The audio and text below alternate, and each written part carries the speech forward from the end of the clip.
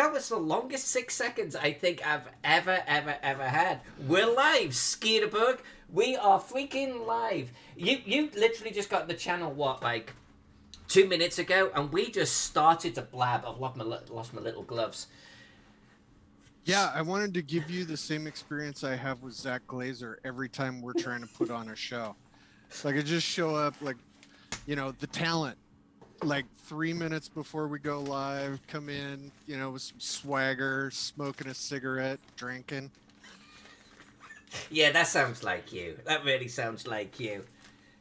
I'm going to put on a fresh new glove just for the Skeeter experience. Oh, wow. Do I have to cough? Is that this kind of experience? And which finger am I going to use, Skeeter? Hey, why choose? Let's find some things out. I have not spoke to you, like, seriously, just on a face-to-face, before all of this started? It's been a minute. It's been a while, right? Yeah, it has been. It seems like we used to have you on Goddamn It Zach like every other week, because people would drop out and we'd be like, we could get Alyssa on. She's not doing anything. She's not hard at work making art. Yeah, that sounds like me. I mean, yeah. So... No, but I know when the conventions hit, you and I kind of just go our separate ways because we're doing our separate things. Yeah. Physical conventions to one side because we sometimes get to play together. But, like, so last year, from GaryCon onwards, was all virtual. So I don't think I got to hang out with you at all at any of the conventions. Yeah, you were at TotalCon, weren't you? Yeah, like TotalCon this weekend. I was there. No, I mean last year. Oh, last year, yeah. Yeah, because I think I saw you once in passing at TotalCon, and that was it. Yeah. That's the thing. Except for, now I have to toot my own horn on this one. Except when you have problems during a seminar, when you need a whiteboard, who do you call? I call the Skeeter bug. That's right. I do. I will acquire one, and I have no reservations about stealing somebody else's shit. Although I'm afraid, Skeeter, that those days may be behind us, because last year I actually went ahead and I bought a laptop and a projector. A laptop I could draw on, a projector and the whole setup, so I could project onto a screen or the wall or whatever. And I got to use it at TotalCon. Never used it since. Because, obviously. Hey.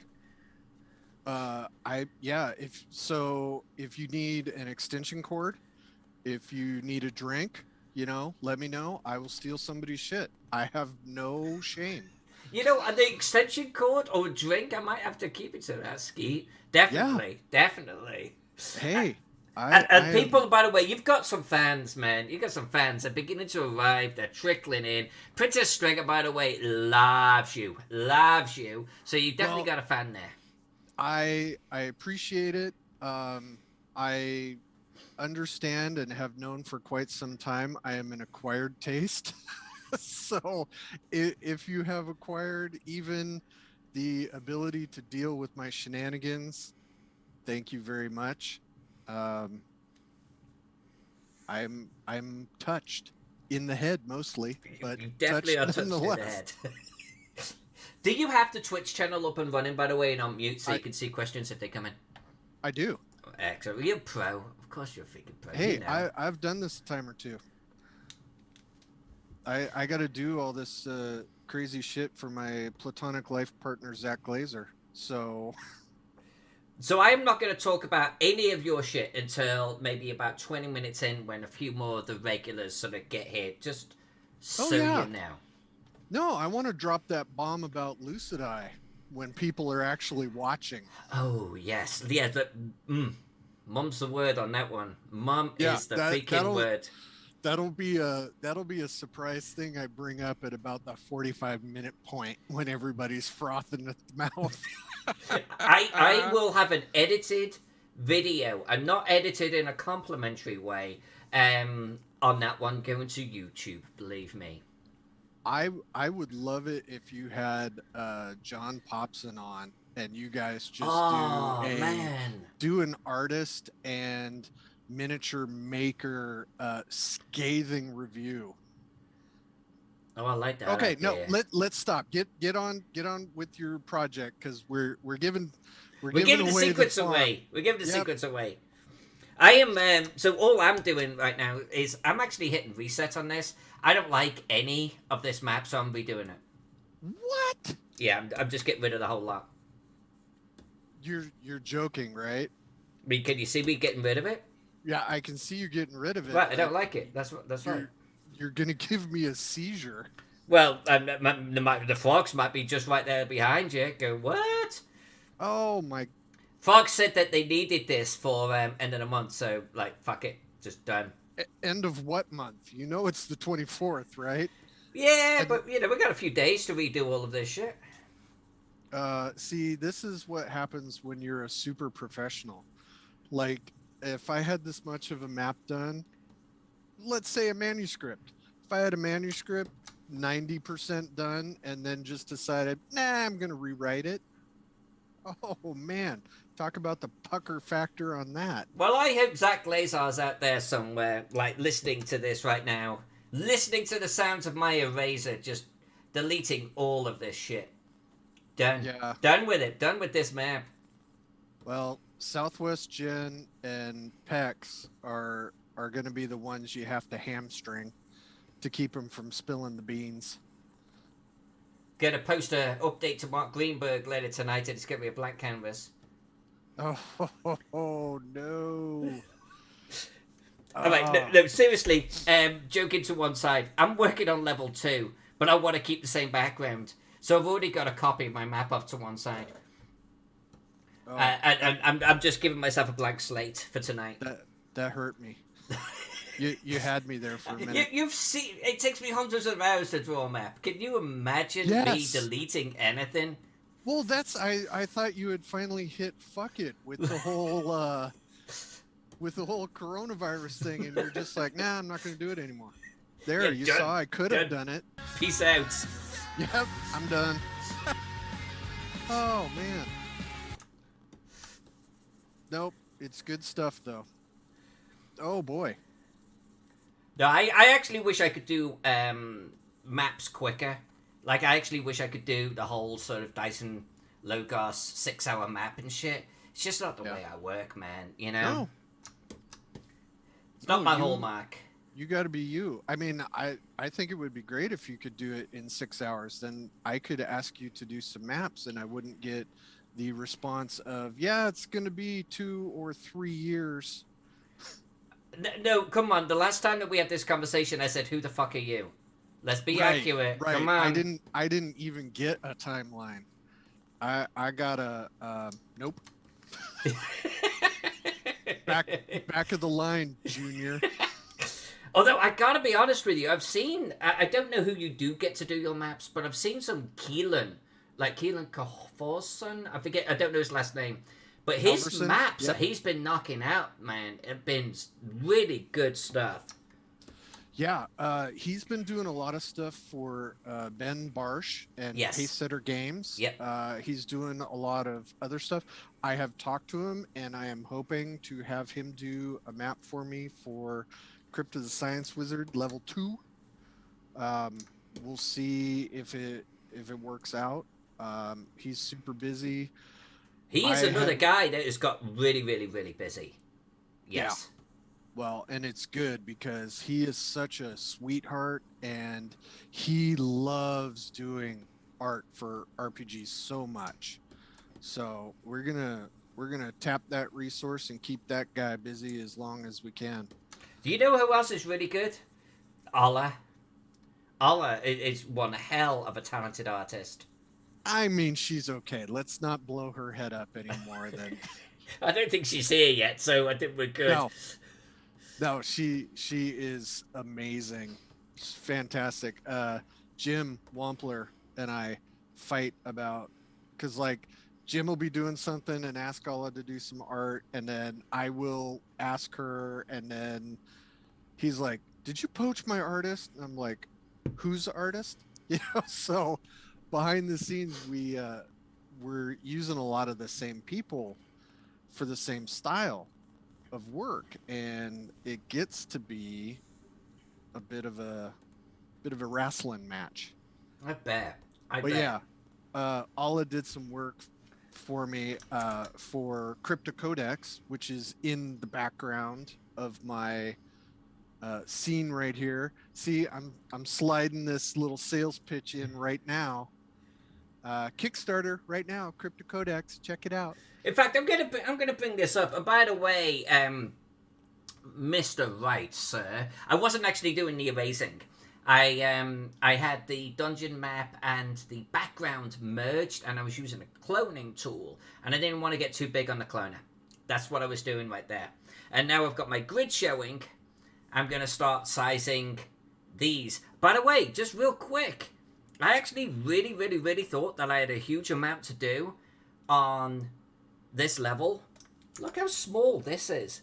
Look how Yes. little I have to do on this map. I'm like, Second level is not huge. oh, it's not big at all. No. It's like I was happy when I saw this. I was like, holy crap! I actually think I can hit the frogs deadline after all. So I don't know what the deadline is. I just know that it will be like told to me like a couple of days before. But I feel pretty confident now about hitting it, regardless. You don't even know what it is. The No, deadline could be tomorrow. it could be tomorrow. I know it's not the best way to proceed, Skeet. I'm not gonna lie to you. But it is so RPG. It is absolutely the way it works. I somehow ended up working with the frogs, and I love the frogs, and I know how I got to work with them because it's Zach. But then Troll Lord Games, and I know that the two companies are close together, so I consider them both to be sort of family.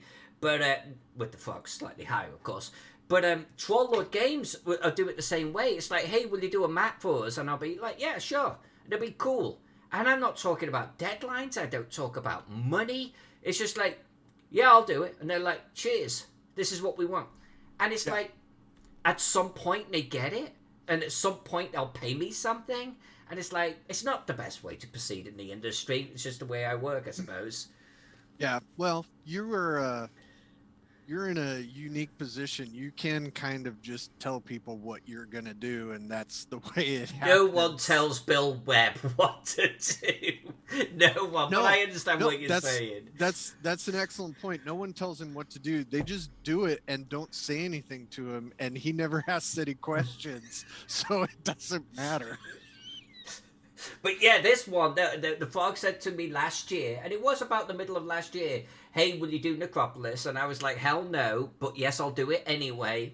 And, but we never spoke about deadlines or anything. But then Bill sort of texted me over the Christmas period, and he's like, can I get something for, like, the end of March, I think he said. And I was like, oh, I don't know about that, Bill, because I actually thought the second level was freaking huge. But now looking at it, I'm like, yeah. No, it gets pieced out. Yeah, this is no problem. I got this, you know? So I feel good. We're going to finish Necropolis in Q1. We're going to finish the Castle Keeper's Guide in Q1. And on to new maps. Crazy. And right, you can fuck off. You're not waiting on these maps. I know you're not. Because Mark Greenberg would have told me. Mark Greenberg just sent me a revision the other day. Get out of here. Anyway, Skeeter. We're talking about Skeeter Green. And Skeeter Green... Tell me what this is. Crypto Codex. Crypto Codex. Oh, the money just ticked up as I was looking at it. Oh, thank you so much, Alyssa. That is just because you clicked on it. Yeah, this is my monster book for Dungeon Crawl Classics and Mutant Crawl Classics. I had the idea. I have created a setting for Crypt of the Science Wizard, which was an adventure I did 2 years ago. I think it was 2 years ago, and then for Swords and Wizardry and 5th edition, been running it in conventions. I decided to do it for the Dungeon Crawl Classic and Mutant Crawl Classic mashup, because my idea of the setting where it lives is like the movie Heavy Metal. So you've got this crazy sorcery going on. There's mutants. There's these beast men with machine guns. That's the kind of stuff that I wanted to write for, and it's perfect for DCC and MCC. So that's what I've been kind of pushing this on. So there are holes in the core books where monsters can fill in, and these are some of the monsters that I needed for my stuff, and I thought they were very interesting. And as I got into some stuff, they started getting crazier and crazier, and like, what are you thinking? So as I started making these monsters, I started expanding the world, and in 2022, assuming there are still humans on the earth, I'm going to release the setting that's going to have some of this information. So that picture that's on there right now, that's from Keelan. I was going to say, I recognize the line work, yeah. Yeah, that's some of his crazy, spiky, furry drawings. And he's got some more stuff that he's doing for me that is just amazing. I love his line work, and it fits perfectly. So yeah, we're doing pretty good. We funded in just under 24 hours. So now we're just adding content to the book. We're going digest size, so it's a little bit smaller and easier to carry around. And because some of the pledgers asked for it directly, I decided to do a hardback version. Oh, okay. Like a little digest hardback? Yeah. Nice. So I added that. I had a hard time with that because that's one of the things about Kickstarters that are tough to give people, for me, in the small batches that I'm making these books, they're freaking expensive per book. And it's hard to charge somebody, yeah, we're going to do this, it's twice as expensive, and you're not getting any more content. Why would I do this? I don't want to soak anybody. But the guy who actually convinced me said, I totally understand that, appreciate the thought. What I want is more durability. And I was like, all right, that I totally understand that. And if you understand, I don't want to twist anybody's arm to give me more money. I want to create a product that's worth it. So yeah, I threw in another pledge level, and did you see that just tick up right there? That just ticked up. You're almost at 3,000. Look at that. You're almost at 3,000. Woohoo! Come on, someone on the channel, knock this over $3,000. This is super sexy. And the thing about it is, at the small publisher level, when you do a Kickstarter, there are 107 legitimate people. You get some companies that pledge for $1 because they say, oh yeah, I can help you with your crowdsourcing. It's like, whatever. Yeah. Get out of here, man. You're not interested in the content. But that's 107 people that are actually willing to give money to my creative idea. And it's like we were talking before we went on, imposter syndrome. Like, I want to do the best work I can, because if you're going to give me money, I don't want you to get a book and then go, oh, this sucks. That's devastating. So try to give the consumers a good return on their consumer dollar. No, and you definitely do, because I own, obviously, Crypto the Science Wizard. Yeah, I'm looking forward to this one, without a doubt. And I gotta be honest with you, like, seriously, like, when I was looking at Skeeter Green publications, or productions, I was like, that's not that's not what his company's called. It's called something else, and it's SGP. And Yeah. it literally 5 minutes before we got together on Zoom, I was like, "Oh, that's what SGP stands for." That's okay. Dense as a brick. My wife for quite a bit said it was Skeeter Green Publishing. Which I actually just did, and then quickly corrected it. Apparently, you chose the wrong name, Skeet. Apparently. Hey, I don't care as long as somebody remembers SGP and that little green shield logo. That's all that matters to me. And when I have virtual conventions, if you remember it's me and you sign up for the games, that's all I care about. I am not doing this by any means to be an RPG mogul or anything like that. I'm having fun. I enjoy doing the work, and I really enjoy when I hear people say, "Yeah, I ran Crypt for my home group, and it was amazing, and all this crazy shit happened." And I was like, "That's perfect. That is exactly what I want to hear." So, yeah. Oh, apparently Pex is saying you just crossed the 3K. Hold on a minute. Hold on a 3041. Woohoo! That's Yeah, awesome, man. Congratulations. Oh, and it just went up again. Holy heck in a handbasket. Wow. Thank you, That's Alyssa. fantastic. You'll get your taste of that. Well, hello, sir. You. We are about you.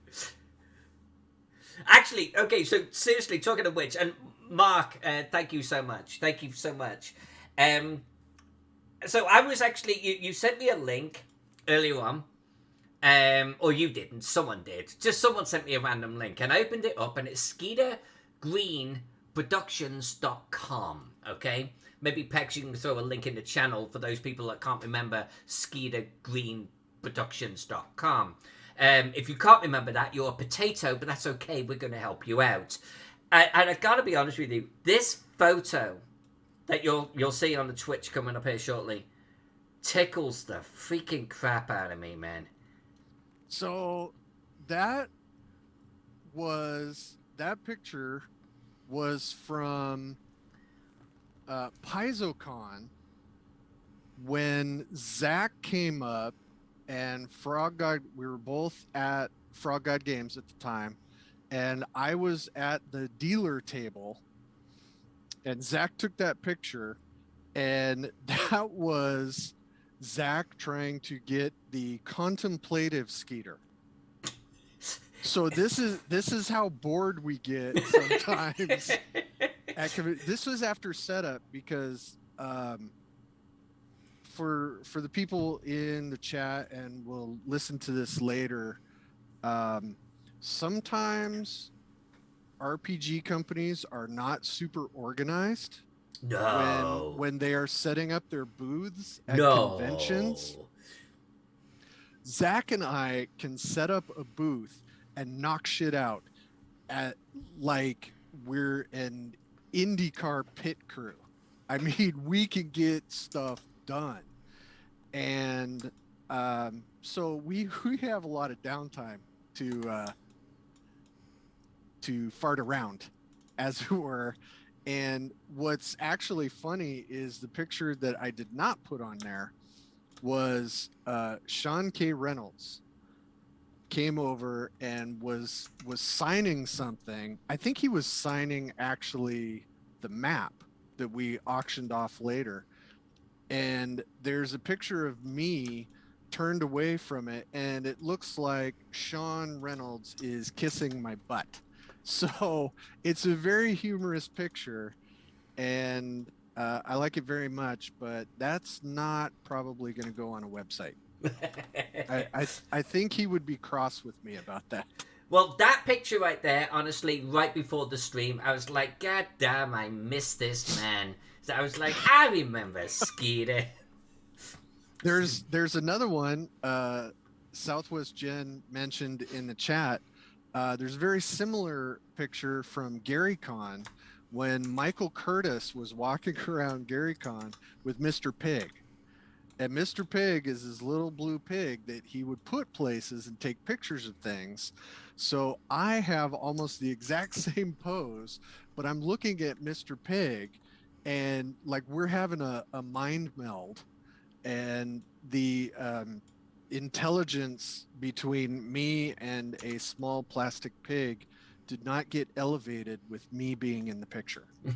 So yeah, a couple of people are in the chat. Wonky, you missed us singing your praises, my friend. We were singing your praises. We were talking about your maps. We were talking about your artwork. We were showing off your artwork. You're going to have to go back like earlier in the stream to catch that. But we both love you. I'm just going to say. And Mark Greenberg is here. And Mark... Oh, boy. Yeah, you missed a doozy, my friend. This is the map. I deleted it. All on stream. She erased the whole thing. And I hit save. I tried to help, man. I tried to help you out, but I can only do so much. I am but a guest. I couldn't make her not do it. So you're on your own, man. Oh no, it's Alazilla. Alazilla, we were talking very highly of you too, young lady. That's not true. It was Mad Smack. All right, I was talking highly of her, and you were trying to equalize things out. Yeah. But I've got a game with her after this, so I've got to be nice. What? Yes.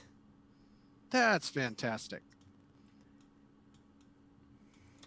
So I've got a question for you, hostess with the mostest. All right, what do you got? I was thinking about this today. I know you have always been an artist. What got you into drawing maps? Did you specifically want to do that, or did it start out as you just doodling or writing something up for a home campaign or something, and then somebody figured out, hey, you're really good at this? How did that happen? So, I'm actually surprised you don't know this story. So, it actually started off with the homebrew aspect. You know, I'm in the 80s at this point, and Mark, thank you very much for the subscription. But we're back in the 80s, and okay, there were scenarios out there. Of course, there were scenarios out there. But I'm in a town that doesn't exactly have a lot, and there is no internet to order from. Wait a minute. Someone just gifted a whole bunch. Allah Zilla, thank you so much for gifting.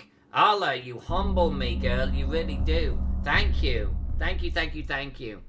And you know what? Mark and Wright and Wonky and Clever. Absolutely. I love to see these people get a sub. And Retro Gamer Memph. For the name alone, I'm glad you got a sub. Thank you, Allah. But yeah, so 80s. I ended up homebrewing a lot of my own world and my own games, right? Massively influenced by films of the era. Not all good. No. I'm just running my games, and I need maps. So I'm drawing my own dungeon maps. I'm drawing my own city maps. And I did that for like 20 years, right? I had the same group for like 20 years. With people coming and going, but... You know, you're at school, you got the same friends, you grow up, you get jobs, but you're still gaming. Right. And throughout this whole time, I started to evolve my own world, my own setting. And, you know, we've got the same characters kind of re-emerging. And I'm writing and drawing for my own setting. And at this point, I didn't want to run something that someone else had written unless it kind of fitted in with my style. Ravenloft, funny enough, was it. Oh. But nothing else really seemed to fit. And then, that was that. I moved to the United States. I actually didn't play for a while. And I joined Facebook reluctantly, kind of late stage. And I joined the old school gamers group. Oh, boy. Right. Well, and it's turned to shit now. But at the early stages, it was pretty good, right? But, like, right now, I've dropped out a long time ago. Screw those guys. But, like, someone shared a city map or something they did, or just a map, whatever it was. And I remember looking at it and thinking, that's pretty good. Oh, maybe I'll share one of my own. Apparently that's what the cool kids do on Facebook nowadays. So I dug out one of my maps that I was reasonably okay with, because I have imposter syndrome, and so I'm very humbly slided across the table, and people lost their shit. People genuinely lost their shit. They were like, "What the hell are we looking at? This is incredible. Do you have any more?" And I'm like, well, "Only about another 40." I mean, and I started sharing them, and people were just like losing it. And then, of course, you get the "Can you draw one for me?" And I'm like, sure. And then I swear, within just a few of doing those, I like Wolfgang Bauer contacted me and say, "Will you do one for us?"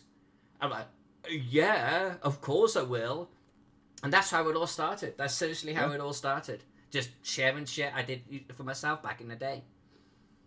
Yeah, I mean, they're fantastic. I know the reason I ask is because our mutual friend, the giant leprechaun, Ian McGarty, who has done maps for me and does maps for, Silver Bullet and all that stuff. I watched him how he started because he was just doodling at a game table, and he just started drawing some stuff out, and he just practiced, and now it's amazing. I mean, I've bought a couple of his maps to go encrypt, and some of the originals from his work and stuff like that. So the starting point is always interesting to me, what the impetus was for somebody to actually do this work. And I mean, especially with yours, it's obviously incredible. Well, and I mean, appreciate you've that, done great. but as the imposter syndrome, I'm never going to accept that. But I really Right. do appreciate the kind words. But I mean, if I ever did a video of how to get started in the industry, and I'm probably going to, I'm honestly going to be very much along the lines of just do it and share it. And if it's worth it, people are going to pick up on it. They will. They'll seriously pick up on it. So strange you should mention this. How would you like to be part of the small publisher seminar for GaryCon?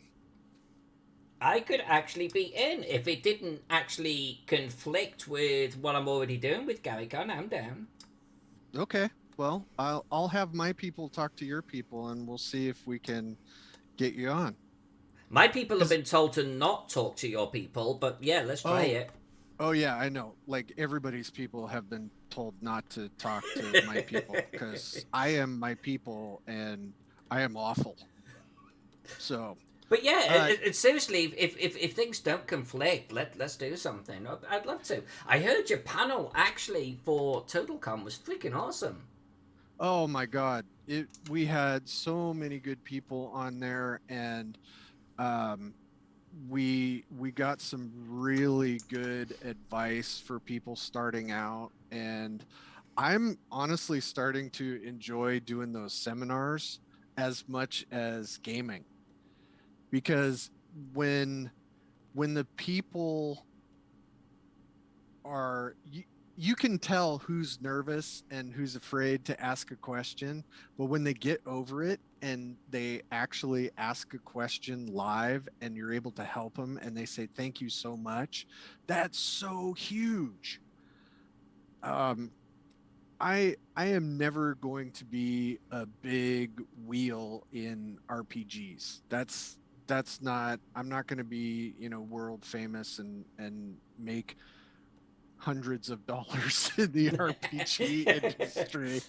But, if I can convince somebody who's nervous about trying to actually get into it, and they can create some content and they're happy that they were able to do that, that's going to be way bigger than, oh yeah, I made $100 on X module, you know. And that's not everybody. Some people are definitely in it for the money or the, weird level of fame ish notoriety, I guess. So I guess that was pretty shitty of me to say it that way. No, Well, no. whatever. I always remember That's Monty Cook actually, Princess Strega, bringing in Monty Cook. I actually, years and years and years ago, was asking about what you can earn in the industry, or like, as I was trying to wage if I could actually, or when I could retire from the day job. And Monty Cook did come in because everyone was like, shh, just stick with the day job. You know, you'll never earn that type of coin, you know, in the RPG industry. And Monty Cook was the only one that came in and was like, well, actually, you can earn six figures in the industry. And like, I was like, well, yeah, you're Monty freaking Cook. right. That's a little different.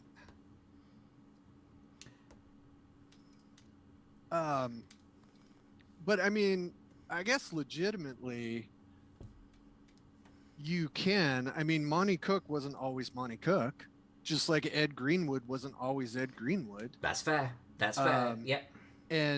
And you've got Rob Schwalb, who I will swear to anyone is the absolute gladiator of self-publishing.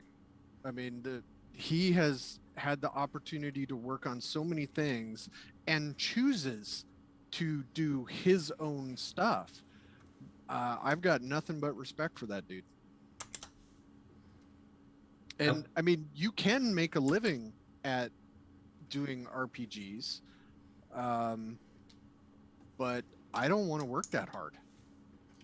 Because you, I mean, you have to be great at self-promotion. You have to have an amazing work ethic, and you have to be a creative wizard. If you're going to do this full time, and God forbid if you're going to support somebody else or a family, you got to check a lot of boxes before you dive into that deep of a pool. Yeah, the whole support a family thing. Yeah. No, you're right. So, yeah, I'll pass. I'm lazy.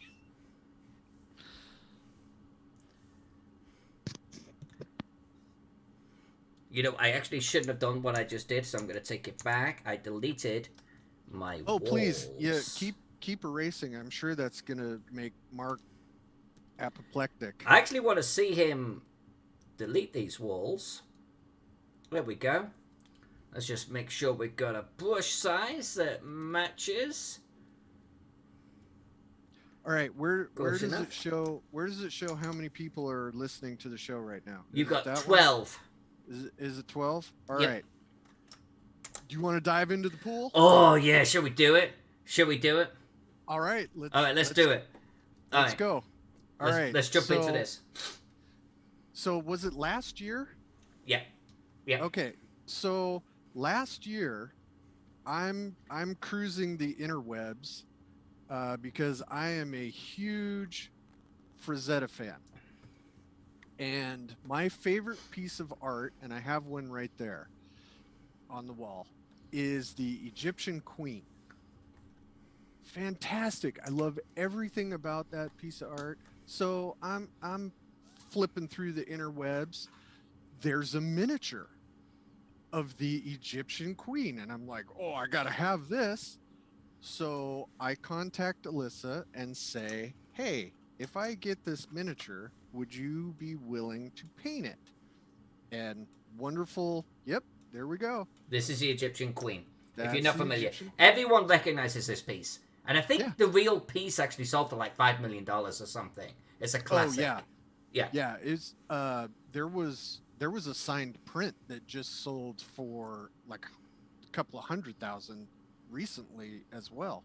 So yeah, I mean, it's gorgeous. The colors, composition, when you zoom in on the face, you know, it is the standard Frazetta face of all of his women. It just wonderful, gorgeous piece of work. Mm-hmm. So I'm like, all right, I cannot paint miniatures good enough to do this justice. So I'm going to ask Alyssa. Alyssa said yes. I got 2 of these because I'm going to give Alyssa one, you know. So it shows up to my house, and I look at it and it's like, okay, whatever. I ship it to Alyssa, and Alyssa opens it, and please give us your review of the first miniature. Yeah, so I actually have one on open back here from what they sent recently. Here it is. In fact, you know what I'm gonna do? You know what I'm gonna do right now? Oh, I'm boy. actually gonna zoom in so you guys and girls can see this. Here's the piece that Skeeter's talking about. And when you look at it at face value, yeah, okay, you've got the pedestal here, the plinth. You got the two halves of the actual pillar itself, and you've got the queen. So it's a 4-part piece. That's not too complex, right? That's fairly straightforward. Except when you put it together,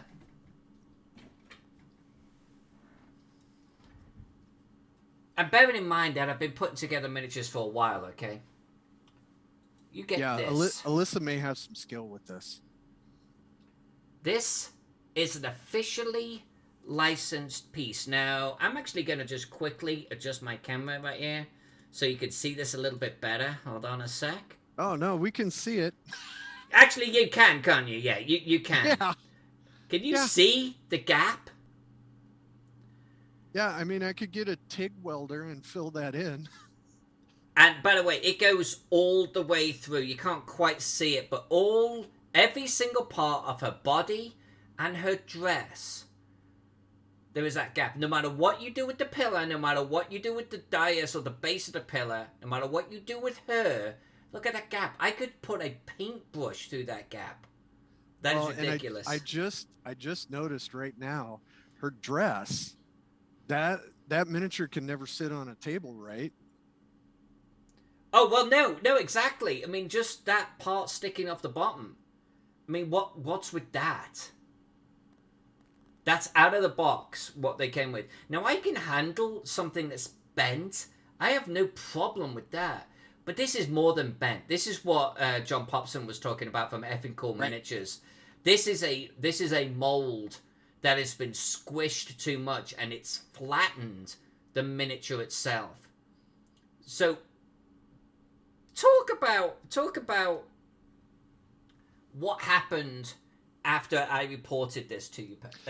Yeah. So Alyssa shares her disapproval with me and the world on the Facebooks and the interwebs. And I am fortunate enough that I have some contacts. So I went ahead and contacted Sarah Frazetta. As you freaking do, apparently. And I, got on an email chain with Alyssa and Sarah, and Sarah said, I'm going to handle this, which was great. And I think... Which I think you would do. Like, if you're one of the Frazettas and...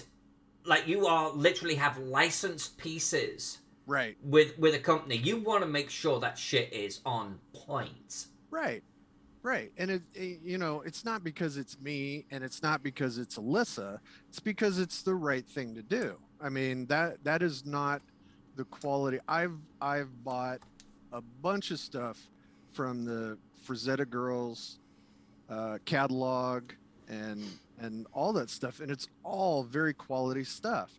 This miniature was not. So very long story shortening, Alyssa gets another... Did you get 2 more or 1 I got more? 2 more. So we contacted 2 them more. And the company, Lucid Eye, said that they actually went quiet. They went dark for a while, in all fairness. They did say, hey, can you send us some photographs? And you know what? I forget what other bullshit they were asking. But I just sent them photographs and was like, here. Both of them look like this.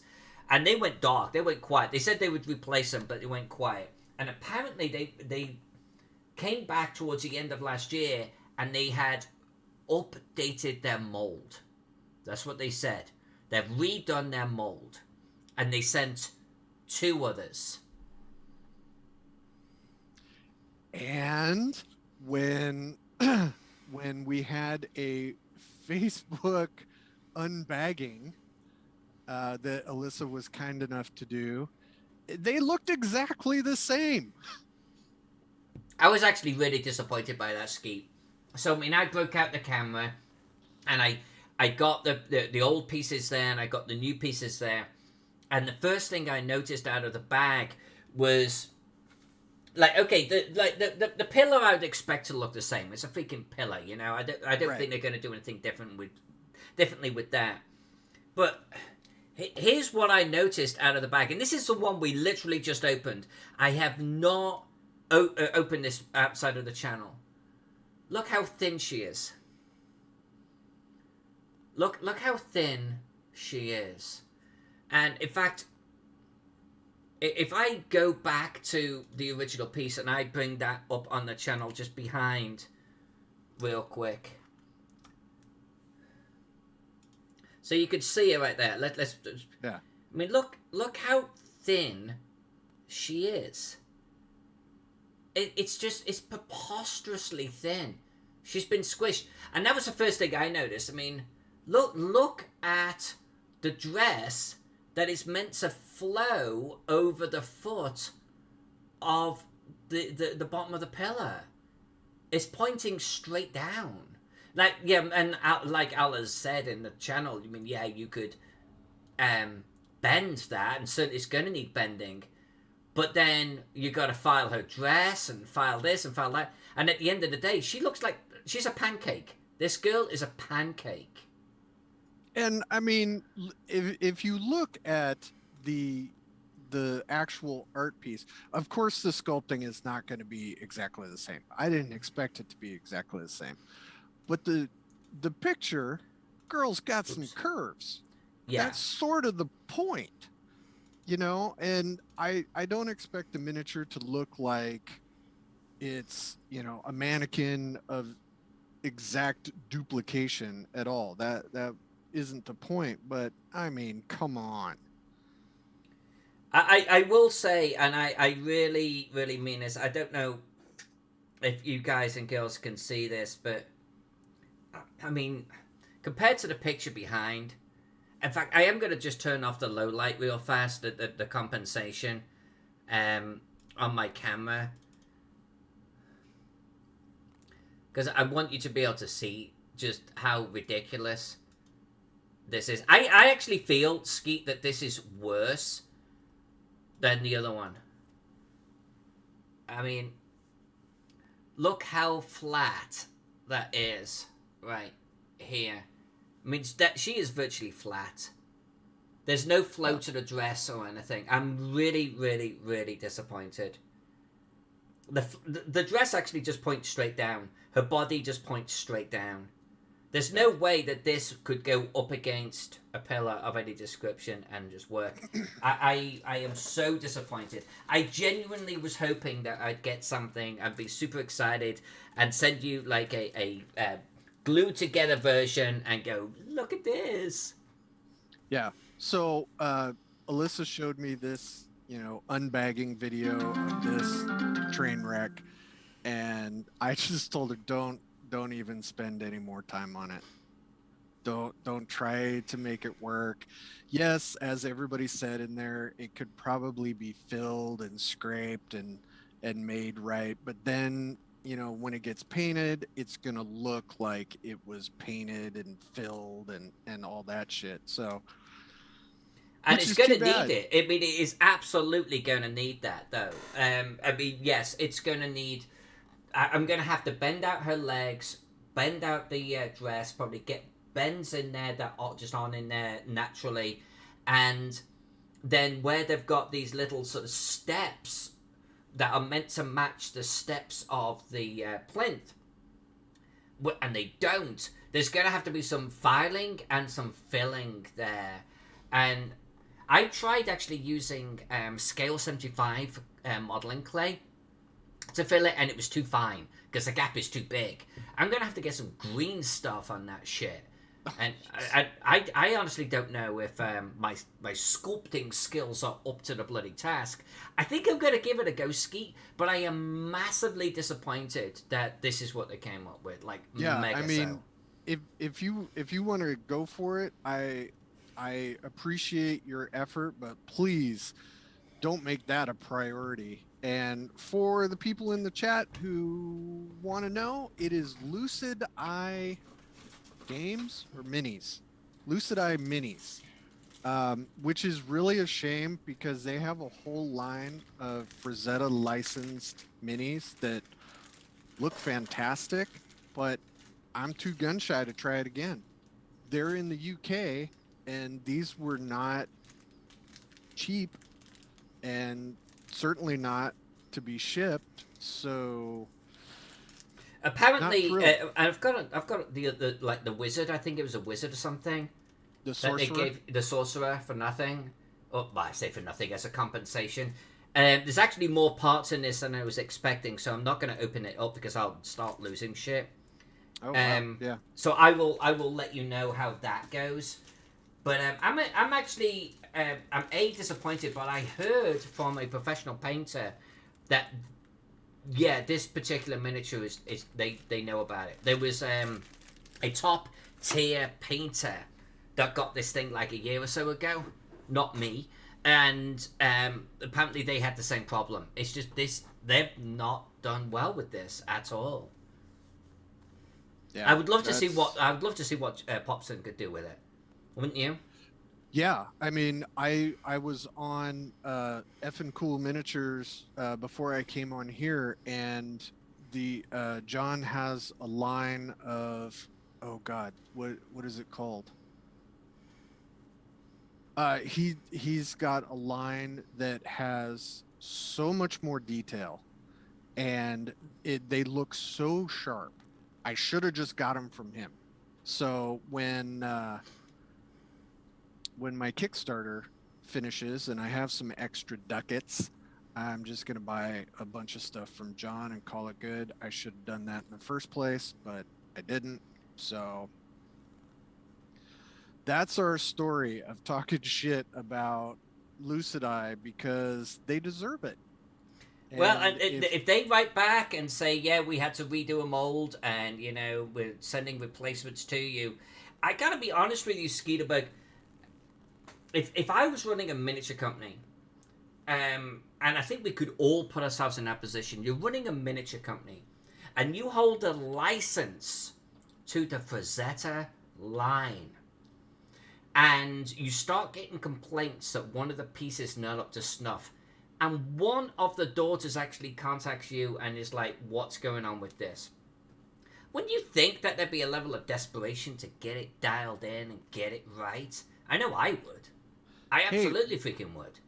when I got the hardbacks for Crypt of the Science Wizard that Wonky did the super cool red cover for, I shipped a bunch of them out.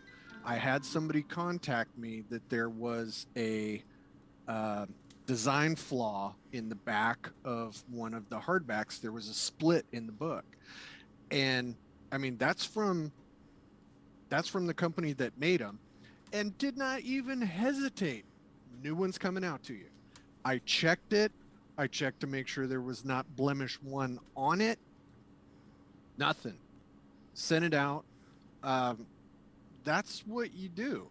And, if somebody gives you their hard earned money, then you make it right. You don't continue to give somebody, if I gave him a product where all of the pages had ripped off corners, what the hell kind of compensation is that? That's not right. So, Or what if you I, got a replacement made? What if you heard that like all of the books had a problem and you got the books redone and you didn't bother to check that the problem had been fixed? well, funny story. The reason that I got these hardback books is the original printer that I got the standard green cover from. I had ordered hardback books from them. And they said, yeah, here. And, I went and picked up my books, and they had Keelan's bitchin' red cover on them, but they were perfect bound and not hardcover books. To which I asked when I picked them up, what the fuck? These are not hardback. And the lady tapped on it and said, yeah, these are hardcovers. And I bent it and I said, these are not hardcovers. I mean, I'm strong, but I am not going to bend this like a pipe if this is a hardback book. And I had to eat it. So I have a bunch of those and I'm able to sell them as something else, but they are not hardback books. And if I wanted to be like some companies, I could have tried to sell them and say, oh, yeah, this is a hardback book. And then I'd never be able to sell a book again. Well, apparently, if you were like Lucid Eye Publications, you would actually just sell them as exactly as they are and just not even check what you were dealing with, Skeet. I'm so sorry that the miniatures are in the state they're in. I mean, I want to actually get better at sculpting just so I can try and make it right. Well, I appreciate it. Again, I don't, you have far more important things to do than try and fix their mistake. I appreciate that you would even offer to do it. What you should do is you should make Jack do it. Jack sculpting. Yeah, get that kid earning his keep. Get him in the sculpting salt mines, and then you can create another side business. Could you imagine what a powerhouse couple we would be if Jack could sculpt freaking miniatures? Oh my God, that would be amazing. I, They would all look like stormtroopers, but it would be amazing nonetheless. Wookiees, yes. Yeah. You can buy any kind of miniature you want. They're all Star Wars miniatures. Yeah. Oh man, I wanna get a 20-pack of Tusken Raiders. Oh man, that would be amazing. That would be a lot of fun. Yeah, that pissed me off. I was super disappointed about that, but these are the things that happen. Yeah, they are. They are. I think I'm gonna post my video to YouTube, and I am gonna contact them, and I'm gonna let them know because I actually started to wonder if genuinely I was missing something, if I was missing the plot here. Oh yeah, no. When you show it, it's for sure. So the miniature line from Effin' Cool Miniatures, John Popson, that I was referring to, is the Court of the Sultana. Oh, I have that. I own that. Yeah, they're gorgeous, and there's all kinds of stuff, and made here in the States, and about half the price. So there you go. Throw some love John's way. Check out Effin' Cool Miniatures. Yeah, can we get a link in the chat for Effin' Cool Miniatures? They're really, really, really good. I'm going to do an unboxing of the Kobold Beastery, the Kobold Publishing Beastery. I have the miniatures sitting behind me, and they're freaking gorgeous. And there's another one coming through to me here shortly. I can't stop buying Effin' Cool Miniatures. They're really on point. I have gone by John's booth at several conventions, and I get like a toe right in the perimeter of his booth, and I'm like, I can't do it, because I would just say, give me one of everything. Yeah, no, that's how it goes. And then they would sit, because I paint like shit. So I mean, I have a roll around toolbox like mechanics have, filled with paint and brushes and miniatures, that just sits in my living room, because I keep telling myself, I'm gonna do it. I'm just gonna start painting. I'm just gonna do it. I don't. because I get all mad because they don't look great. You gotta start somewhere, Ski. You I gotta just know. take the plunge. I know. I've done some. I just get down on myself about not being, as good as Alyssa right off the bat. Oh shit, man! You You, should see some of my you know, stuff I com- came out with it back in the day. Holy freaking completely balls! reasonable things like that. It's like I am not the best ever, so fuck it, I'm not going to do it. Fuck, man. And so I had all my miniatures shipped over here from England. Actually, when Jack and I got together, and like he got to see some miniatures that I did back in the 80s and the 90s, and like my ninjas, and I got this kick of putting gloss paint, gloss varnish on everything because Oh it's more wow. protected. Oh, so my ninjas were shiny black, and like it just looked like I dipped them. They're so bad. They're so bad. Yeah. I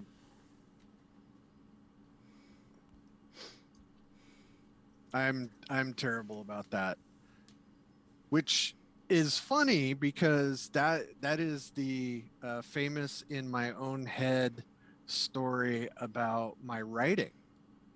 It's like when I started writing for the first decade I was doing it, I was told your writing is shit. And that's why I stopped doing it and started working on game mechanics. And then as I was working on game mechanics, I started doing editing. And then I did some more content editing and fill in and writing. And then eventually I could write because I was practicing. And So, I don't think that anyone should ever critique someone with a "this is shit." I feel very passionately about that because that just shuts people down. You know what I'm saying? well, it was very nice to hear that same person come to me, years later and go, God damn, you can write now. Nice, So, nice. and this is a person we both know. Do I know? So Can it you give was me initials? Bill Webb. Bill. No. Okay, okay. Yes, Can yes, you I give me can. initials? Yes, I can. Okay. Yeah, no, and I mean we've talked about it. He's said on a number of occasions in the last couple of years. He goes, yeah, I mean things have changed a lot. So I that was good. I that made me feel really good, considering when Bill used to give me manuscripts that I would have to do the content editing for.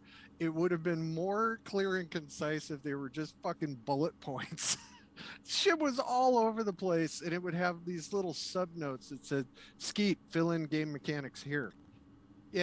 It's all these descriptions, and it's very vivid and was great for notes for running something. But it's like, yeah, you can't publish this.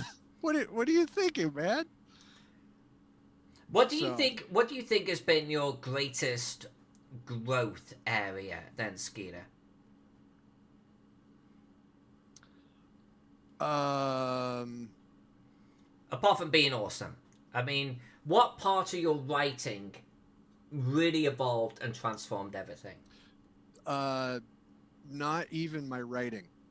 I was very fortunate to acquire a mentor in RPGs that talks me off the ledge, gives me advice. I bat ideas around with this person. Um, that was by far the best thing that ever happened to me, and the thing that allowed me to grow in RPGs was finding somebody who got me and could see where I was kind of fucking up and would not tell me, hey, you need to do something different. It's like, hey, brother, just checking in with you. How about considering doing this and not doing what you're doing? It's like, okay, because this person, walked paths that I am walking now, 10 years ago. So that was huge, and that was the impetus for me to do the small publisher seminar, was to, pass that kind of stuff along. Like I said earlier, I'm never going to be the number one guy in RPGs, just because that's not my thing. But if I can encourage more people to just try, that elevates the game for all of us. And I have this kind of running joke with Levi Combs from Planet X Games. Like, I want his stuff to be good so my stuff can be better. It's this kind of friendly rivalry. It's like, oh man, that was really good thing you just put out. I got to crush that, and then he does the same thing. He's like, okay, brother, you took a good shot, but here, I'm going to bury you with this next thing. And it's good for everybody in the industry that likes this stuff. If we're doing our friendly battling and we're trying to make the best product we possibly can for the lowest price, that's the only people that are benefiting from that are the fans, and we're all fans. So, emotional growth, I guess, for such an immature lout, it's kind of interesting to do this. So I've looked at some of my maps that I've done, in the past, or even honestly recently, and I hate them. I see things in them I don't like, and I like to think that I'm always continually trying to get better. What are you like, Skeeter, as a writer? I take copious amounts of notes all the time. I figured this out the other day and was devastated.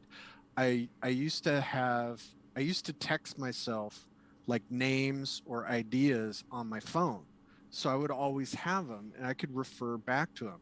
Just random, like, oh wow, if I put these two words together, it actually makes a name that's kind of cool, And then I would put it in my text, so I had it, and I have legal pads all over the house. So if I'm anywhere and I have an idea, I just jot it down, and I go through them every once in a while, just to, even if you're not going to use the idea, if it jogs something else in your brain to take you in a new direction, it's very helpful. So I kind of have those things all over the place. As far as the writing, I have some old spiral notebooks from 30 years ago that I look at and I go, oh yeah, that was awful. I can see why Dungeon Magazine gave me the nice, nah, we're gonna pass on this Oh, submittal. really? Oh, Yeah, I fella. mean, some of them are, well, it's the classic. Oh yeah, we're gonna go fight this wizard in a tower. It's like there's 8 billion of those, but there are certain aspects of those, like, hey, that was a pretty cool trap idea. So I can throw I have notes and notes and notes about multi-stage traps, because that was the first thing I did for Necromancer Games back in the day. Casey Christopherson didn't like to do trap mechanics, so he said, hey man, can you do this for me? and that was my in with Necromancer. So how much of this is just good ideas then, Skeeter? Original ideas, or at least original sounding? Well, good ideas is kind of up to the public. I don't know if any of them are good ideas. They're very original. Like, Crypt of the Science Wizard is filled with obstacles, because I looked at, I think it was King Tut's tomb, and I wanted to make an homage to Tomb of Horrors. but I wanted it to be an actual tomb. You know, I didn't want it to be, oh, some wizard did some, wizard magic and made this shape of the room, and there are corridors going off at 45-degree angles perfectly, up in the air, and none of that shit. I wanted it to be real. And the traps that I made were not designed by somebody trying to test adventurers. The traps that I made were designed to kill your ass if you can't figure out how to do it. And honestly, some of them I was like, yeah, I don't know how you would bypass this. And people have figured it out, and I have always said, kudos to you. This was not designed with a solution, so good job. I don't think everything needs to have a solution. Thank you for the sub, by the way, Fel Squad. That's really appreciated. Excellent. I think you need to. It depends on your style running games. When it used to be, when I was in convention games, I wanted to have, a death count. Oh, I'm going to kill 25 characters this weekend. Woohoo! And that's great for a while, but it gets really boring because you're the DM. If you can't kill the characters, there's something wrong with your game. What I want is, when characters get up from my table, I want them to high five each other. I want them to high five me. And I want every one of them to say, that was a great time, man. I had a blast. So not throwing glasses of wine down on the table. That's what I'm hearing. That was fantastic. And if I ever see that drunk asshole at a convention again, I'm going to take him out. You bloody well should. I've got a photo of him. I will send you later. Oh my God. No, that was chef's kiss. Perfect moment. That was so amazing. So when we were at TotalCon last year, the only convention that I got to do last year at all, you had a notebook of Cthulhu scenario ideas with you, and you were permutating. At one point, you and I actually sat down. We were talking about ideas. Remember? Yep. Still got that notebook. I would hope you do, because I think it's going to get some use. So I hope so. What amount though of writing for like an adventure like this, any setting, it is about those original ideas? The original ideas are mostly just some tinder, so I can remember. For me, the notes are so I can remember the mindset I was in when I took the notes. So they are basically just bookmarks and the seed idea. Because I can't write too much detail at once, or I will just sit there and be consumed by it. So yeah, they're basically just placeholders. And what I do is, like, when I'm as bad as this sounds for Call of Cthulhu, like when I'm trying to drift off to sleep, I start thinking about the Call of Cthulhu adventure, and I look at it like a movie. So I'm almost just writing a script of what I think the people will do, which is good and bad, because sometimes, players go completely sideways, and you're like, I did not expect that. But having played this game for over 40 years, I can kind of be nimble and jockey around and get people on track. So yeah, the notebooks are basically just memory enhancers. I gotcha. If a lot of times I use them just for names. Like, the name will be enough for me to go on and be like, oh yeah, no, I remember that. And then as I watch, some of these crazy TV shows and stuff, I let much better authors and narrators do the heavy lifting, because I'll be like, okay, yeah, I want to have an adventure with some people on a boat and they're stuck in the ice. So then I'll go watch The Terror from AMC. I'll watch that show and I'm like, oh yeah, they did everything I thought of, only better. Yeah, the So Terror's a pretty damn good show. I need to modify this. So um, yeah, it's I use it as placeholders. I want to give a quick shout out, by the way, to where is he? George from New York.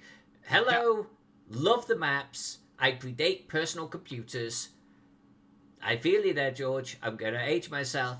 I was gaming before the crash. I'm not sure I'm that old because I don't know what crash you're talking about. I'm old and sarcastic. That's all. We love sarcasm around here, so you bring it, my friend. well, his message down here lower in the chat is, I found out that HPL wanted people to pronounce the big C's name like a bird call. I refuse to do this. More power to you, man. I may not pronounce it right, and I don't care. I really don't. That's I found out very early that I look at words very phonetically, Mm. so I mispronounce pretty much everything, and it's actually difficult writing because I don't know what a lot of words are, because like I see them in a certain way and then I'm like, I don't know what this, and God forbid knowing what a word actually means as opposed to what I think it means. I look up words all the time. I'm like, oh yeah, can't use that word. I have been using that wrong for 30 years. But that's kind of how you grow and figure things out. And you know just getting over the 50-year-old hump, I've stopped really giving a shit that I do things incorrectly. I would like to find out how to really do it. I've been just like you, Skeet. I pronounce words extremely phonetically to a fault. Never learned a foreign language. A little bit of German at school, and I am terrible. I am terrible at pronouncing words correctly. And I've Yeah, got to a point now where I don't give a shit. I can read a little bit of Spanish and a very little bit of Latin, just because I tried to study it for a while and figured out I am not at all good at foreign languages. I'm I'm probably better at Latin than I am almost with any other language. Ancient Latin, only because I I did try to study it. and I am pretty bad with English too, and that's my native tongue.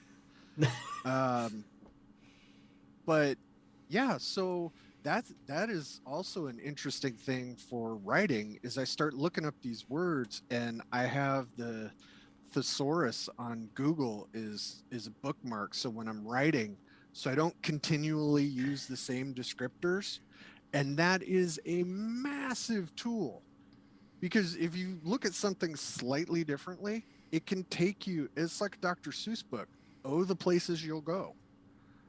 I mean, I I can get down a rabbit hole really fast. And when we had the conversation about the Call of Cthulhu scenarios, you can get crazy and weird really quick when you just get, you decide, okay, I don't have any preconceived notions. I'm just going to see where this horrible idea goes, and man, it can go sideways.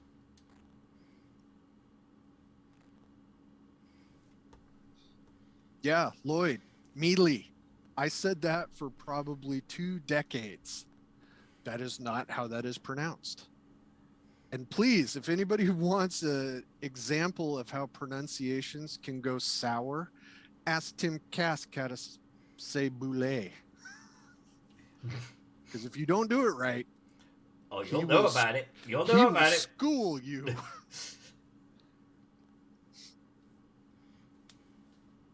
That's always fun. Well, you got some rocks going on here, girl. I got some rocks going on. In fact, I think I just did all my rocks.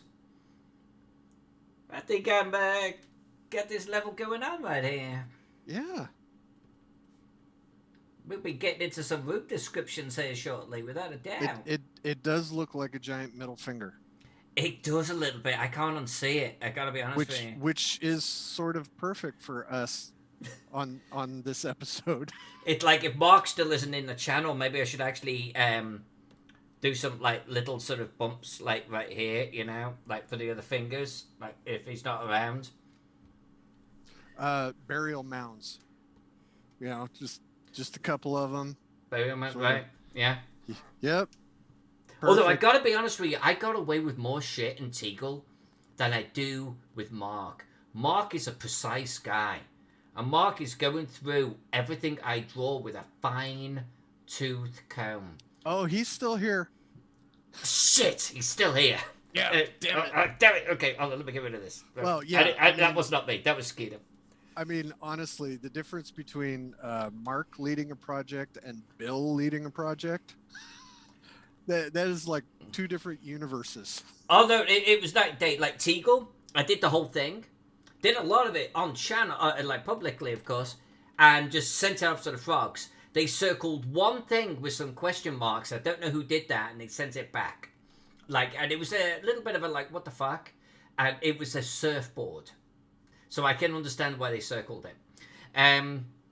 But they didn't circle the Crypt of the Science Wizard that you put in there. I would have fought someone to keep that in there. I was actually showing that off on the channel only last week, Skeeter. I was hilarious. actually taking someone through all of the maps I've done in this last year, and somehow it ended up in Teagle. And I zoomed in on that table, and I gave you a shout out, my friend, because I'm really proud of that little Easter egg. That's fantastic. There's a goddammit Zach t-shirt in there too, isn't there? There is. Yeah. Have you seen the dead Zach in Necropolis? You haven't. I'm gonna bring it up. I don't remember. I'm gonna open up the other version of Necropolis while we're talking right here. And so, hold on. So George says, I think Alyssa and I talked about ancient gaming days with FGU and Waterloo Hobbies in Stony Brook, NY. Whichever. Really? You and I talk about it? Me talking about wargaming? Waterloo? No. That doesn't sound like you. That doesn't sound like me, like, at all. No. But yeah, Mark will not let anything slip past him, like, at all. It's kind of, and he will ask me, what is this? Now, Mark's really nice about it, but he will, the minute Mark goes, so what is this? I go, shit, he's noticed something. But I like to think there's a couple of things on this map that have got past him. But yes, Skeeter, if you're seeing this, I want to point you to the new Zach. Okay, where's Zach now? Oh boy. Where? Oh no!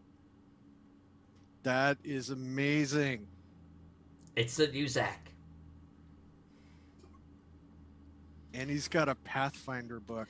I might have to obscure this out because it's a little bit too crystal clear. Yeah. You know what you could do? You could give him a helmet that looks like an Oculus. Oh shit. You know, yes, done. That's done. always an option for Z.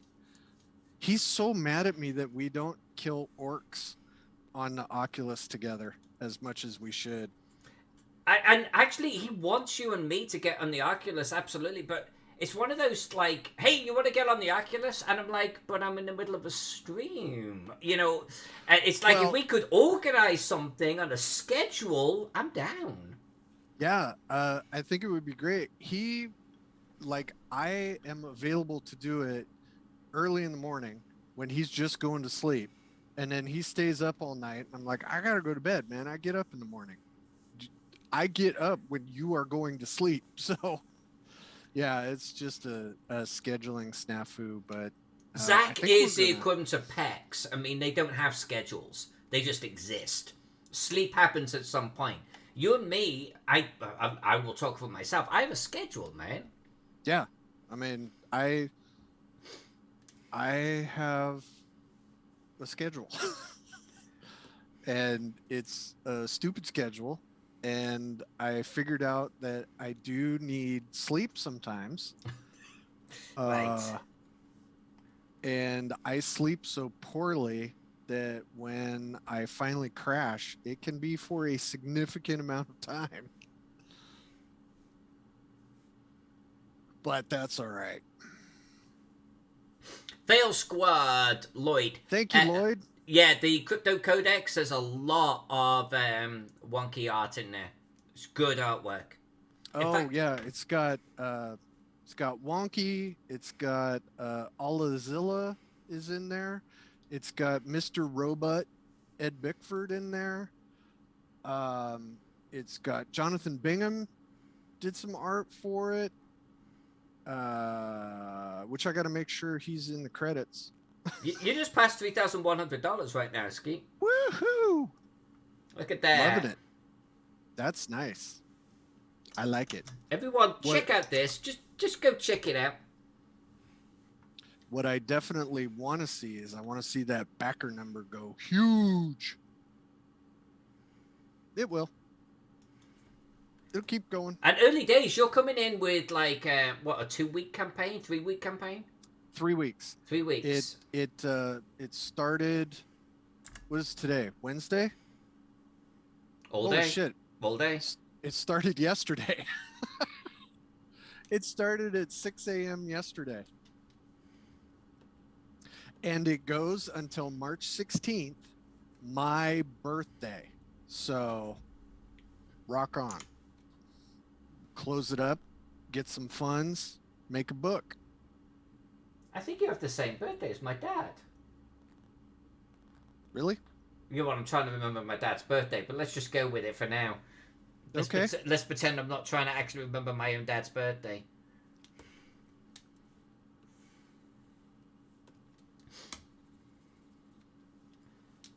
Oh, man. PEX is the Ides of March. Oh, wait a minute. Alyssa Faden. Mark says the wall between 32 and 33 should be a single block. Where? Oh, okay. Thank you, Jen, for bringing my attention to that. Okay. Can you see what this is like, Skeet? It's like I've got a little guy on my shoulder right here. See, you know what happens when people tell me that? You do 32 individual blocks? No, nobody tells me that because I don't do work for other people. So I am jealous of you. I am jealous of oversight. Because if anybody needs oversight, it's probably me.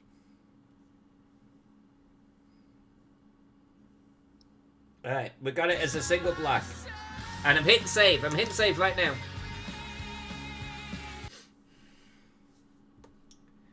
Done.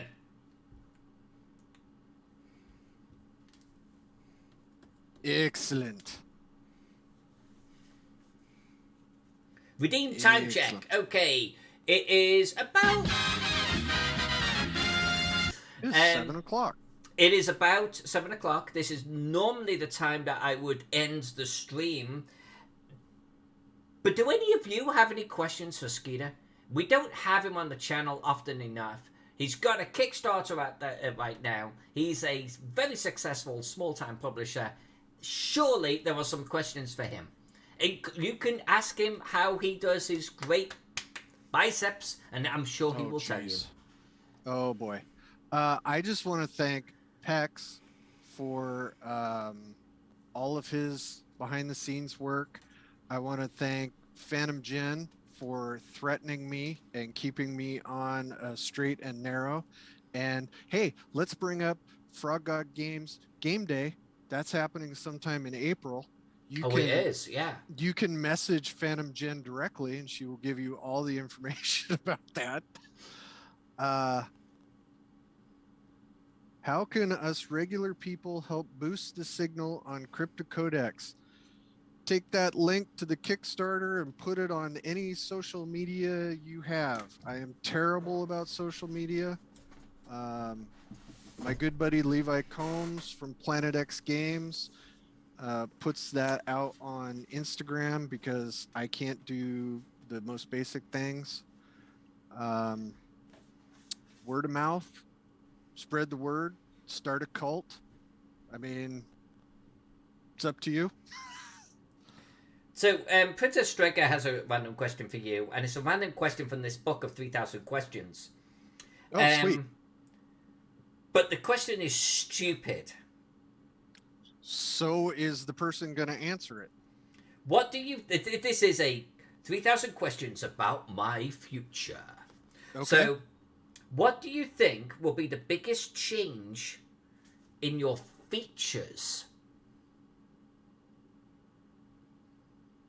Like my physical features? I told you it was a stupid question. Yes. No, this is actually very accurate for me who All right. gets hurt a lot. Are you going to grow like your hair out, get a ponytail? Or what? What are we No, talking about? that ship has sailed, unless it's like back hair. Okay. No, I expect at some point, and I actually have this on my bucket list. I expect to be shot or stabbed. Well, that's a change to your features. Really? Shot or stabbed? Yeah, I figure that is a thing that's going to happen at some point. Not like spontaneous combustion or quicksand. Shot or stabbed. No, shot or stabbed or both. We've been in public together. I talk some shit when I should shut up. So I know somebody's going to get tired of it. And, I mean, fortunately, I stopped drinking, so I'm not in bars quite as much, but all of my friends still go to bars. So I'm in bars enough that somebody's going to get tired of my shit. So that is what I think. Lloyd says, I don't think this bucket list is what you think it is. Oh, this is not like me going to end up in a bucket? Well, I guess you might, depending on how hard you get shot or stabbed. Yeah. So Alla had a question. What was my favorite non-SPG product I've worked on? It's SGP. You work for the company. Actually, that I can say that with 100% certainty. That is Bard's Gate. Because when I finished Bard's Gate, I was going to quit the RPG business completely. I was done. There were some things going on that I didn't want to do anymore. And my wife, Northwest Jen, and I went to Gen Con for the 50th anniversary. And we went to the Lucas Oil Field. They were having a museum of D&D through the ages. And we went through that. A bunch of people, Bill Meinhardt, a lot of his collection is in there. A lot of other people's famous collections of stuff. And we're going through it, and it's all the different decades. And I was showing Jen, and I was like, oh, I used to have that. Oh, I used to have that. That was, telling her all this stuff. And I got to one of the end glass cases, and I was looking at this book in the case, and I kind of did the dog thing where you turn your head and look at it, not really understanding. And it was the metal covered version of Bard's Gate.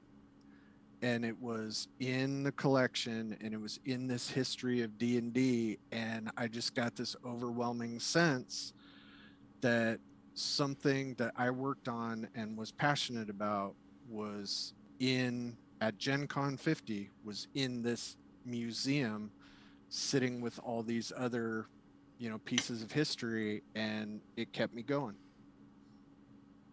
That that I came back from that Gen Con and knocked out some other projects, and it was huge. So that is the project that basically allowed me to launch my own company. And I will be forever grateful for Frog God Games for giving me the opportunity in 2001, when they were Necromancer Games, to start working in RPGs.